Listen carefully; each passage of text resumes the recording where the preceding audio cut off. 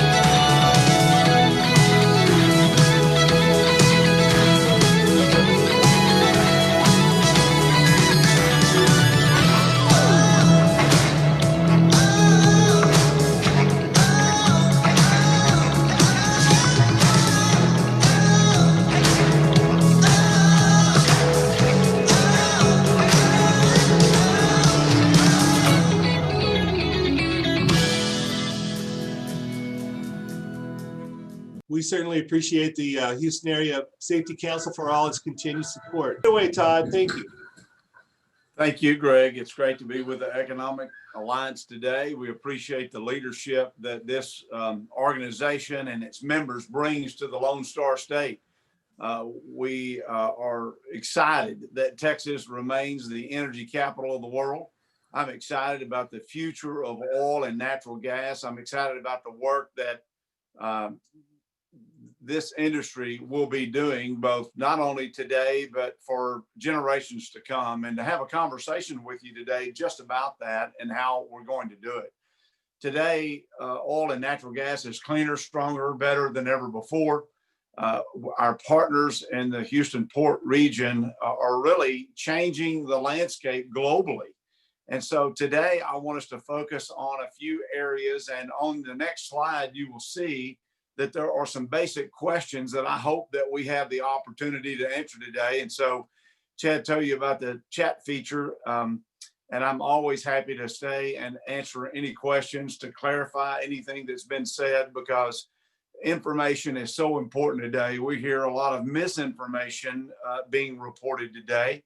And so I want us to get the facts, and I want this group to be certain to ask any questions that you would like to do so. So as we start out this morning, those are the questions. I'm not going to do my best this morning. I will do my best not to read things to you on the screen that you can see yourself, but I will give you some commentary about them. And so as we go to the next slide, I want us to think about just a little bit about this oil and gas industry. Certainly TXOGA is proud to play a role along with many other groups in Texas that are advocates for our industry, that works to make certain that the right information is out about the jobs that are a result of the oil and gas industry, both the direct and indirect benefits that we receive from being the energy capital of the world. It's not something that we want to forfeit or give up on. And so it's a message that we really need to be communicating to our relatives, our friends, our neighbors, and want to go through a little bit of that with you today. So you see on the screen that TXOGA is, we have some of the smallest operators in Texas to some of the biggest in the world. We cover upstream, midstream, downstream service companies. We have law firms that partner with TXOGA, financial firms, accounting firms.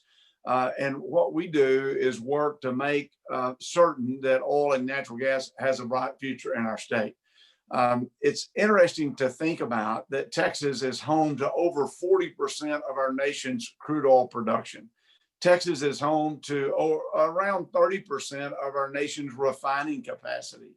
We know the petrochemical industry and its meaning along the Texas Gulf Coast in terms of economic impact and jobs for Texas. And so we're excited to be playing a role. Interestingly, TXOGA was formed about 100 years ago. I think Thomas was mentioning that on some of our pre-show chatter. And we were formed right in the middle of the other major pandemic in the last 100 years, the Spanish flu.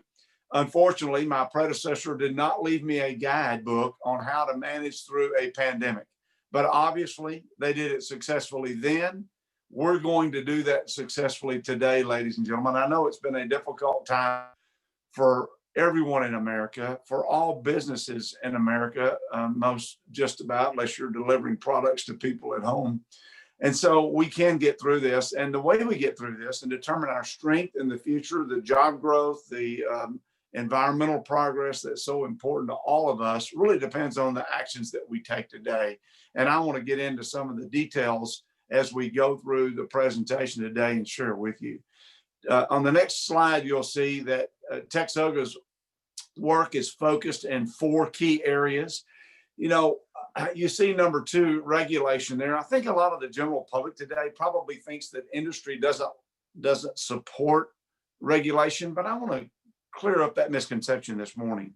Actually, industry are some of the strongest advocates for a science-based regulatory environment where science is applied evenly and fairly, where we have well-funded agencies that are able to attract bright minds and that we use the best science, because we all want clean water and clean air, and we all have a responsibility in accomplishing that. In fact, there is a global responsibility to care for our planet. No one is doing more than oil and natural gas today to ensure that things go in the right direction. And we will have a conversation just about how we're accomplishing that.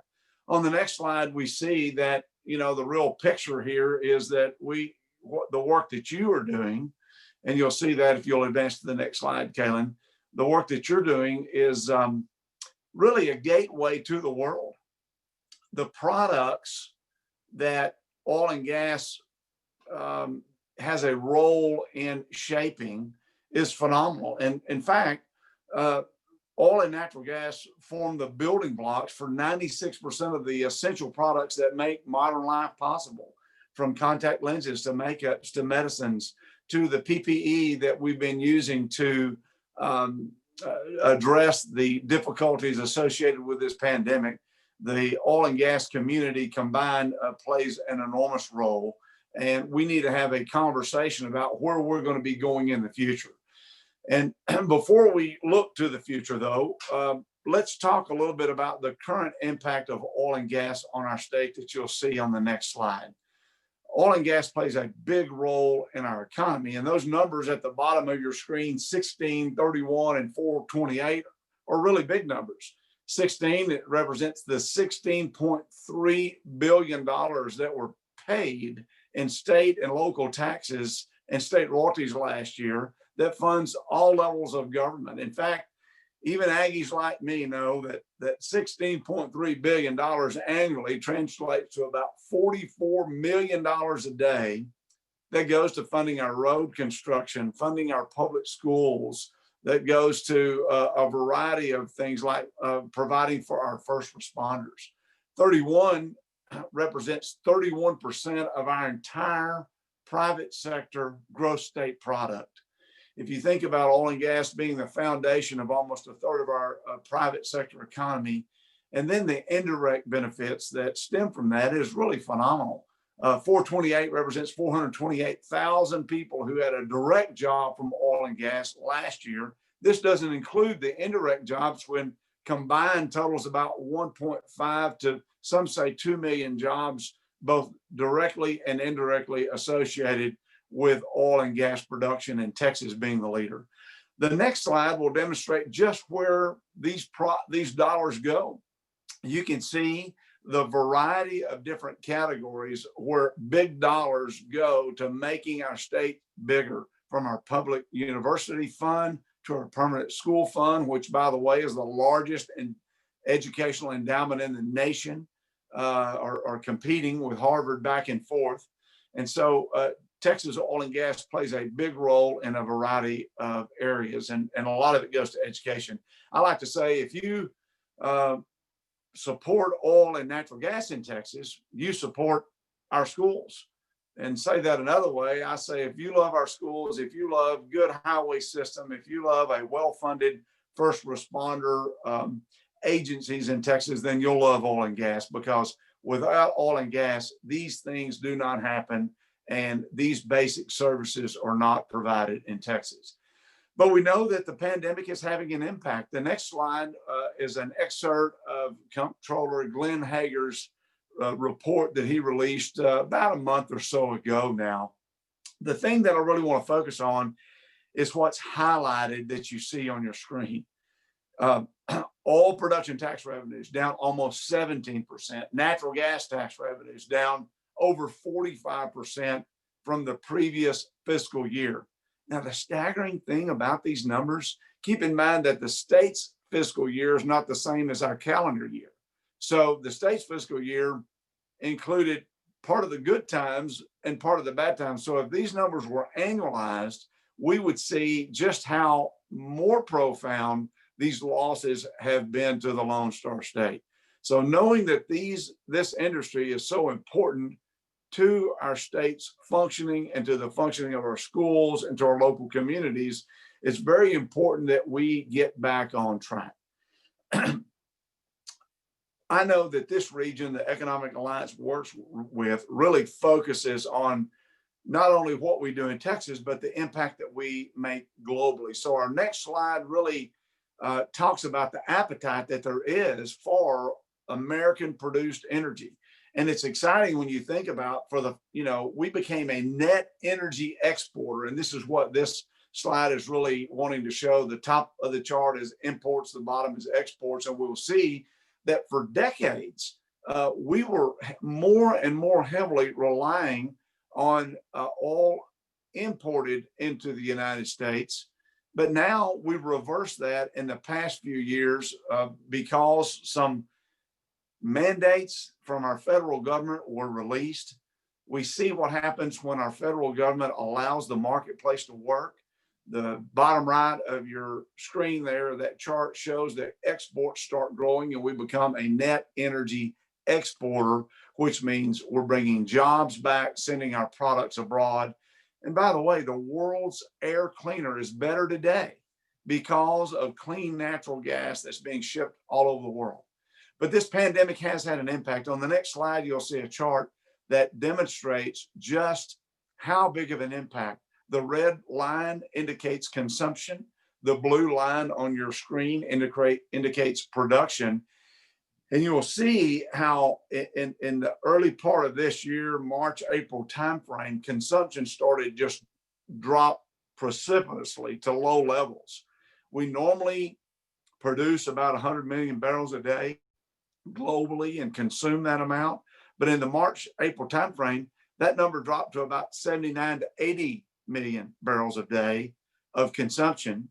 And because this is a complex system, you don't just stop a ship or a car instantaneously. It takes a while for that big system to start slowing down. You'll see that the production started dropping, but it was only until consumption really took that leap did we start bringing production down. And now consumption has ticked back up, you'll see some projections out to 2021. It's good news. And we're trying to work through the excess inventory that is in stocks today And that's the reason you still see the pricing points not being economically feasible. And we'll have some more slides that we'll get into as we progress here through the PowerPoint that really confirms this. So the next slide you see here that on the chart on the left, domestic consumption of refined products, we're glad to see it steadily increasing. We see that diesel demand has remained fairly constant. You still have to move products around, but you'll see that jet fuel has declined significantly. Gasoline demand and consumption has declined as well. I really like the chart on the right. Comptroller Glenn Hager first called my attention to this. He said, Todd, you usually have about 2.3 million air travelers a day that are getting on an airplane. When the pandemic hit, that dropped to 90,000 people a day, 2.3 to 90,000. And now you see on the chart, that is now just eclipsing about 1 million travelers a day and even below that amount. And so all of you on the call and viewing this today, my advice is book a flight today, call up your favorite airline. You've got two pretty good ones that operate there out of Houston. And so let's get back moving again. Wear a mask, wash your hands, and keep your distance. I've actually been flying again since September, and everyone is really following protocols very well. I've been very pleased to see that. We just got to get our economy moving again, we know. So let's go to the next slide here and see, because of this decline in demand, we see that that there's been drop off in key metrics that we look at. And on the screen, you see that the rig count has dropped substantially. And that's what the green line at the bottom shows. We went from around 400 plus rigs a day in Texas to just over 100 now. I mean, a 75% decline in rig count. But look at production. I mean, oil production dipped a little bit, but it's going back up. Natural gas production dipped somewhat, but it's going back up. In fact, official data shows that Texas production was about 4.6 million barrels a day of crude in June, 4.7 in July, about 4.8 in August. The numbers lag a little bit. But when you think about the rig count being so low, you've got to think it's because of innovation and technology, and it's because of really a willingness to survive, that this industry is learning how to do more. And I'm excited about the progress that's being made. On the next slide, you'll see that really you, the Gulf Coast region, you're the epicenter of all of the activity that's changing the global landscape. And it's exciting when you look at this chart and this graphic that we borrowed from S&P Global Platts to showcase that since January, on average, over 3 million barrels of oil per day have been shipped from the Texas Gulf Coast and the Gulf Coast of America. These crude volumes, keep in mind, is new because there was a ban on exporting crude. Fortunately, industry went to our federal government and said, look, this is artificially limiting growth. It's artificially limiting jobs. And the federal government removed those restrictions. And now look, over 50 countries globally are benefiting from the exportation of this product. And keep in mind, this does not include the volumes that's exported from refined products, the volumes that's exported from other forms of petroleum.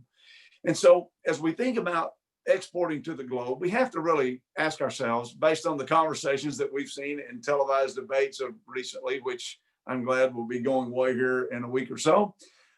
There's been a lot of talk about not having oil and gas as a part of our energy future. Well, the next slide, you will see that experts are not saying that this is possible. In fact, our energy future is very bright.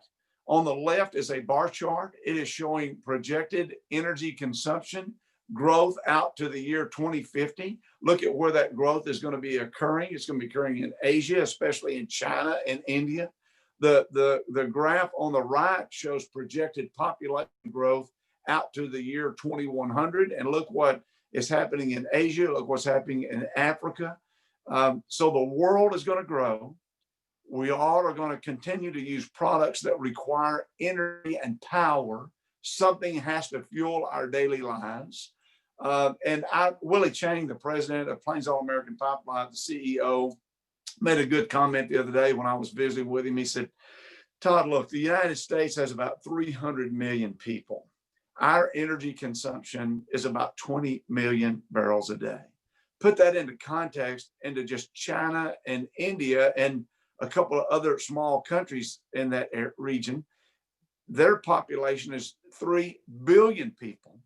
Today, their energy consumption is equivalent to that of the U.S., 20 million barrels a day, 1/10 of the energy that we're using. And so as those economies develop, as they make progress, they're going to need energy, and oil and natural gas is very much going to be a part of it.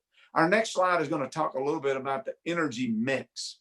This is a graphic that is from the Energy Information Administration. It was recently published in October for their energy outlook, and it really describes the energy mix. And you know, there's a debate today about fossil fuels not being a part of this energy mix, but that is so far from reality and the logistics and the infrastructure to power a planet that I'm really frustrated because we haven't had this conversation as a part of the national debate.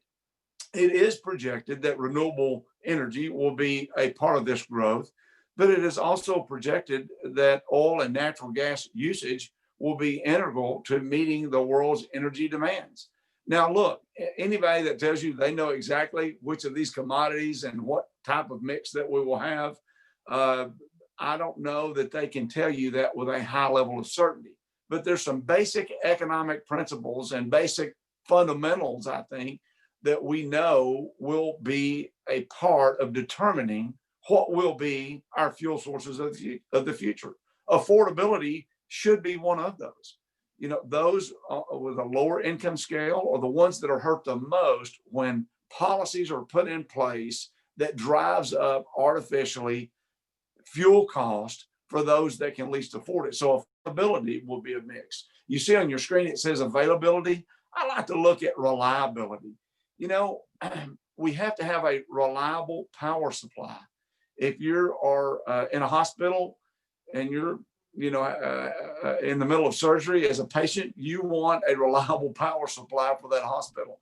If you're at home, if you're doing the things of your daily needs, you need reliability. And then the third thing that's going to be a play and what our fuel sources of the future are going to be are policy. I want to tell you that bad policies lead to bad outcomes. If policy is fuel source neutral, our markets will decide, and America can continue to maintain its competitive edge over other countries. However, if policies pick winners and losers, the losers are our nation, our families, our businesses, and our future growth potential when policies unnecessarily shift production to other sources. Because here's the reality we see here, and it doesn't take anyone, no matter even if you are an opponent of oil and natural gas, if you're honest with the American public, you know that for decades, there's no way to transition because you have to build so much infrastructure to move other forms of energy. And so what this means is if we don't produce oil and gas in America, we're going to shift that production to foreign countries and then import it back to the United States, only to drive up our costs, only to export our jobs. There's a better way. We can export a better quality of life if we maintain that high level of production here. So our next slide is going to talk about us being really at a crossroads. That's where our nation is. And you'll see the choices on the right of your screen as compared to the choices on your left. I'm really not trying to be melodramatic here, but I'm rather trying to point out that policies shape outcomes, they shape the direction, they literally determine which fork in the road that we're going to take. And so I think what we need to think about when we think about these policies, there are some fundamentals to help oil and gas continue to grow Texas, to grow jobs, and to be the energy leader, and to be the leader that has led to a better environmental outcome. And what I mean by that, the air quality of the world is better today because of clean natural gas is displacing other forms of energy, and it is making our environment better. We are focused on climate progress, and science is going to lead the way. So the fundamentals will play a difference. And let's go to the next slide. The things on your screen today, right, that you see right now, I'm going to be discussing each one of those. And the first one, obviously, is infrastructure development. So the picture on your right, I hope you recognize that. We all didn't used to get directions from our smartphones. We had a good old Texas highway map. We pulled it out and we hit the road. And so that screen on the right is a picture of all the roads in Texas that you're going to be driving on if you're traveling somewhere. On the left is a map detailing the pipeline network of Texas. The point is, pipelines are the oil and gas highways of Texas. It's essential infrastructure that we cannot do without. And so if we want to grow Texas, we have to have essential infrastructure. Oil and gas pipelines are a part of that. Water lines to cities is a part of essential infrastructure. Electricity, high-speed broadband internet is a part of that essential infrastructure that we all rely upon. And so essential infrastructure development is key to growth. Also key to growth is to making certain that our environmental policies, as you will see on the next slide, are based on sound science and known information.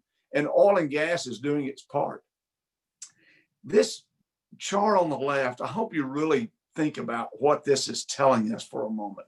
You'll see since 1990, I think that is, our GDP has grown phenomenally.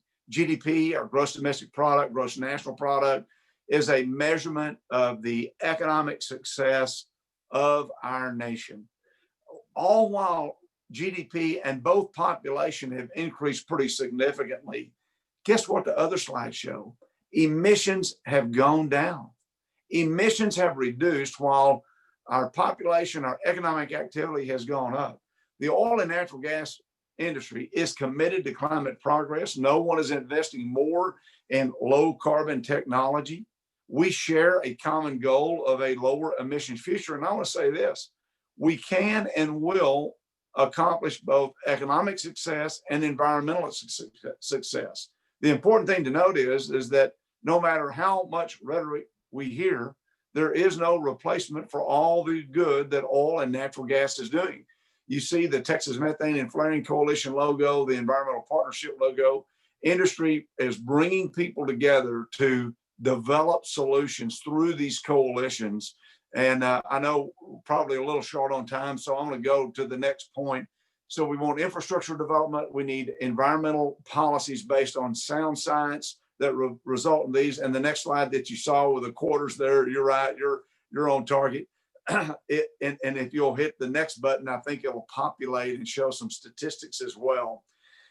We think we're a low tax state as Texans, but did you realize that the total tax burden that the business community pays in Texas is over 62% as the stack of quarters shows? On average, our other competing states, the business community pays about 44% of the tax burden. This is a big difference, ladies and gentlemen. When you think about where people can locate their businesses, Florida, New York, California, they all have a much lower business tax burden than does Texas. High taxes will drive away jobs and investment away. So as we think about policies like Chapter 313 that the legislature is going to be looking at renewing, this enables us to bring other jobs and other big plants to Texas that can really help our growth and to help our job situation. So the next slide shows just how much, in fact, oil and gas industry does pay. The screen on your right shows the different types of taxes that we pay. I'll let that soak in. Which other industry pays taxes when your product is in the ground, when you produce it, and then when you use it? The screen on the right shows just how much oil and gas pays in taxes per job as compared to other sectors. It's almost like a 6 or 7 time factor of what other industries paid. And this doesn't even include the fees that we pay to the Railroad Commission, to the Texas Commission on Environmental Quality, because we want sound science-based regulatory agencies to guide us. And this brings me to my final point that I want to share with you on the next slide here. Oil and natural gas will be a part of our energy future. It's essential to the modern quality of life that we enjoy. We're getting cleaner, we're getting stronger, we're getting better. And today, if you're participating in this program, it doesn't matter whether you're an industry employee, a leader for your community, you might be a neighborhood captain for some thing in your neighborhood in which you live. What I hope to really bring out and bring home here right now is that everyone has a role to play in communicating the message about our industry. We're going to look to industry employees, because you need to be talking about safety and how safety dominates everything you do. Probably those of you that are listening today started your day with a safety briefing. We safely are producing the energy that powers modern life, the materials that powers modern life, the products that we use every day. And then also we need to have a conversation with our community leaders, with our state elected officials, with mayors, with county judges. We need to be an advocate for the sound science-based policies, the free market principles that has enabled Texas to be the global energy leader that we are today. And if we sacrifice those policies, we will be backing up. The slide you see here is something I hope you'll mark on your calendar. You see that it's February the 24th of 2021. We're not going to ask you to come to Austin, but we are going to ask you to be a part of promoting Texas energy at the Capitol through our virtual online conversation that we're going to be having with legislators as they're in session that day. February 24th, you can find out more, texasenergyday.com, texasenergyday.com. And so the last thing I want you to do this morning before we go to Q&A is to take your smartphone. If you will text me 52886, the number is on the screen, 52886. This will give you an option of whether you want to sign up to get email updates when there's information about oil and gas activity that's going on in your area. I hope you will do this. Take a moment to do it. We will not spam you, I promise. I'm signed up myself, and I have to watch the volume that comes into my inbox every day. So you're going to be getting what I get, and it's the best information available. It's been an honor to be with you today. The Economic Alliance plays a big role in shaping Texas. Collectively, we can make a difference and fight for the future of this industry that has created the best quality of life that we have ever seen. Let's don't forfeit it. Let's don't export our jobs overseas. Let's export our products that each of you have a hand in making. Bring those jobs and those dollars back to Texas and the United States. Thanks for letting me share this with you this morning. And Chad, if you have any questions, I'll be glad to respond to those at this time.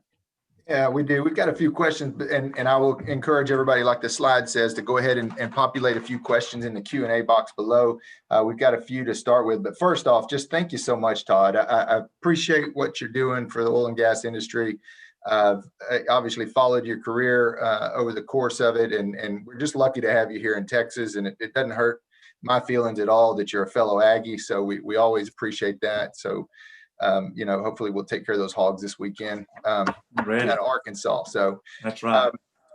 Let me queue up a couple of questions that we've got. I'll start with this one actually, because you had touched on it. The Chapter 313 reauthorization that we're trying to get this next session starting in January, if everything goes right. We use that along, the downstream portion of oil and gas. It's our most effective tool in competing for these large cap projects along the Houston Ship Channel, really along the whole Texas Gulf Coast, and competing against our neighbors to the east in Louisiana, as well as Mexico and Singapore and even China. So tell us, just give us a quick overview of 313 and how it affects kind of the oil and gas industry and investment, and what we need to do to try and get that reauthorized moving into next session. So if you don't follow this every day, Chad, that's a great question, because it really depends on the future growth of Texas. If you don't follow this every day, Chapter 313 is part of our tax code that was passed several years ago because we saw big projects going to other states, as Chad mentioned, Louisiana, Mississippi, Alabama, even going globally. And so the legislature worked with economic development professionals and tried to determine, what can we do to bring these jobs and these big plants and get these properties on our tax roll? So what they said is, we'll make a deal with companies. If you'll bring these projects to Texas, we're not going to give you something. That's not what Chapter 313 does, but it allows you to be taxed less initially to make the numbers work, because we are a relatively high tax state, as I discussed. Mm-hmm. And so the criticisms about renewing this is that it's a corporate welfare and it's a handout. That's wrong. That is not correct. You have to be written a check for something to give to you. And what this program does is just says, we're going to tax you, but just not as quickly and as rapidly as we would as an incentive to come to Texas. So Chapter 313 doesn't give a company anything. It just says, we'll tax you less. And look, you can't give something because that plant is not here, right? So my point is, we're not giving something and we're not taking something away from the other taxpayers because they're not here today. And so if we have this Chapter 313 reauthorization, it will come here. So look, you need to have a real conversation today with your state rep and your state senator. This is a big issue that needs to get passed next session. There are criticisms about it because I think there's a general misconception of what it is. And so stay tuned, because we certainly want to make sure and get you the facts that you need. And we'll be publishing information about that. Chad, the Texas Association of Manufacturers, does a good job leading on that issue. Many of you are also members of the Texas Chemical Council. These are all allies. We work together to help promote policy that makes sense for Texas. And before the next question, I promise I won't filibuster, but the thing that I like about the people on this call today, you're here for the long haul. You're not here for a quick legislative win and then move on somewhere else. This is about the future of Texas and the future jobs of Texas. Absolutely.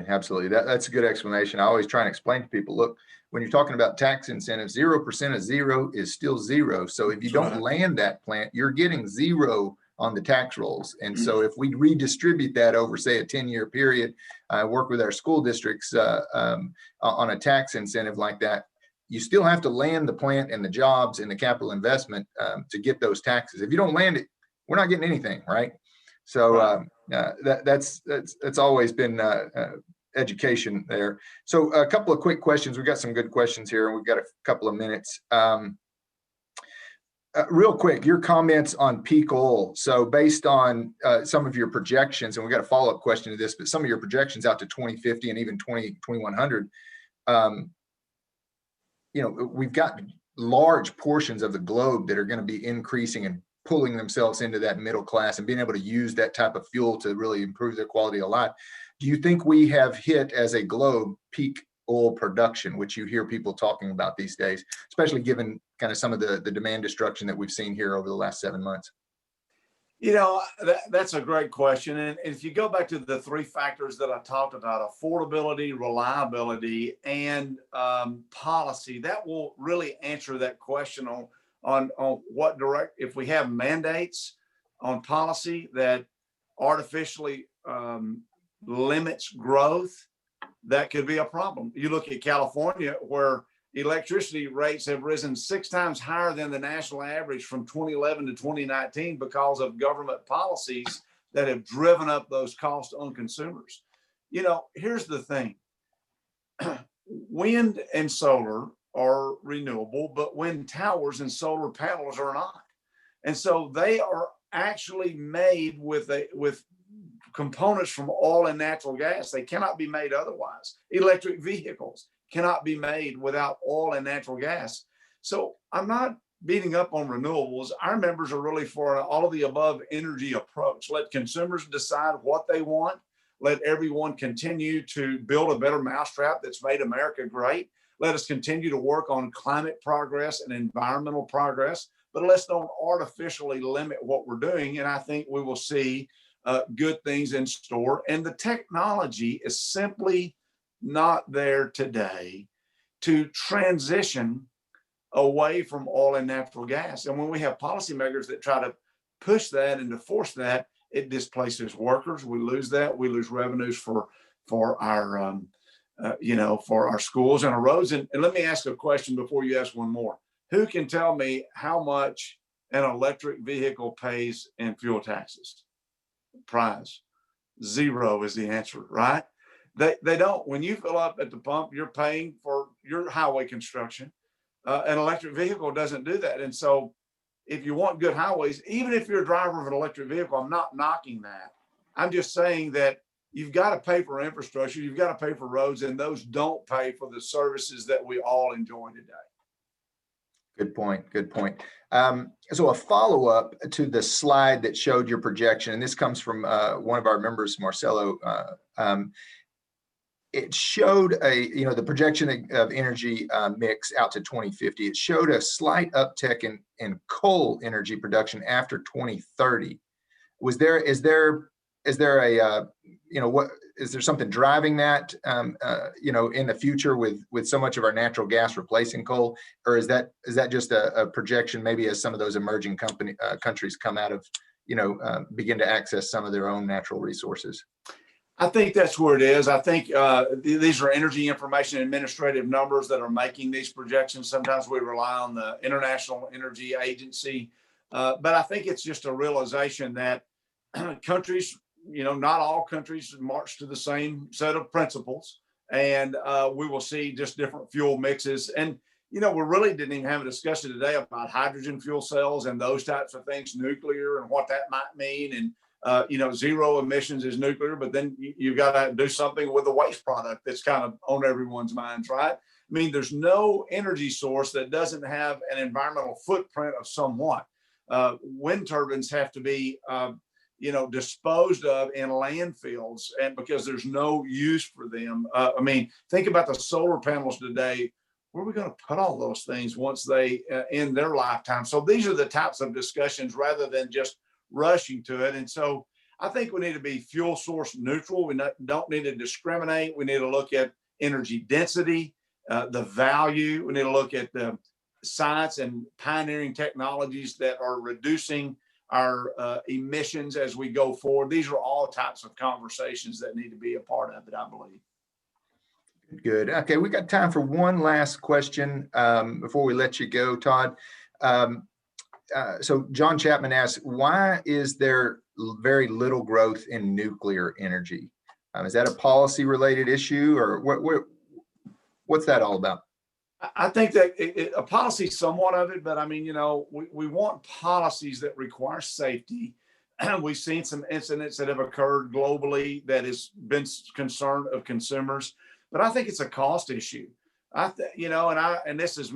This is not my research opinion, but based on what I've picked up on the conversations that I've been a part of, if you look at energy cost in the last few years, they have declined rapidly. And it's because of the availability of clean natural gas that we didn't know we had, thanks to technology that has been advanced, like hydraulic fracturing, that has given us more than we can ever use. So it's driven down costs. I think policies that have taken taxpayer, this is different than Chapter 313, policies that have taken taxpayer dollars and actually paid producers to produce wind and solar, or had mandates that they had to be a certain part of our energy mix, has certainly driven that sector. And so that's made nuclear less competitive, I think, is one of the big driving factors. And, affordability needs to be a part of the conversation in anything we do. And I think that's where it is on nuclear, is my take. Well, again, Todd, thank you very much. We really appreciate you taking time out of your busy schedule to talk with our downstream oil and gas guys down here in Houston and the Gulf Coast area. We appreciate what you're doing on your side of that business, and keep sending us that good product, and we'll keep making all of these good things that create quality of life for everybody around here. That sounds like a great plan. Super to be with you today. Much success. Thank you so much, Todd. I appreciate you. We'll let you hop off now.